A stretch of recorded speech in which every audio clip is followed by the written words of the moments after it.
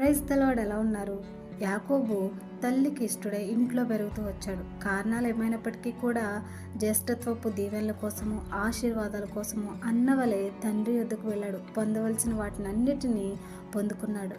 కానీ ఇది సహించలేకపోయిన యాషావు తన తమ్ముడిని చంపేయాలని చూస్తున్నప్పుడు తల్లి అతనిని లాబాని ఇంటికి వెళ్ళమని, మీ అన్న కోపము చల్లారు వరకు అక్కడే ఉండమని అతనితో చెప్తుంది.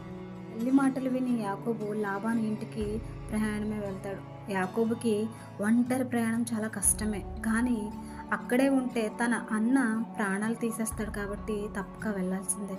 నిజమే కదా? కారణాలు ఏమైనప్పటికీ కూడా మన జీవితంలో కొందరు వ్యక్తులను వదులుకోవాల్సిందే, కొన్ని అలవాట్లను మానుకొని తీరాల్సిందే. అనేక మందికి నోటు దురుసు ఉంటుంది. కొందరికి చాలా ఈజీగా అబద్ధాలు, బూతులు, జోక్స్ వచ్చేస్తూ ఉంటాయి. కొందరికి సినిమాలు, సీరియల్స్ అంటే పిచ్చి. ఇంకొంతమందికి బంగారం, వెండి, వాహనాలంటే పిచ్చి. ఇంకొంతమందికి బట్టలంటే పిచ్చి. ఇలానే మనందరికీ కూడా దేవుని కంటే ఎక్కువగా కొన్ని అలవాట్లు ఉంటాయి. దేవుని కంటే మనుషులంటేనే ఎక్కువగా ఇష్టం ఉంటుంది. వాక్యం ఏమంటుంది? తండ్రినైనను, తల్లినైనను, కుమార్తెనైనను, కుమారునైనను నాకంటే ఎక్కువగా ప్రేమించేవాడు నాకు పాత్రుడు కాడు అని.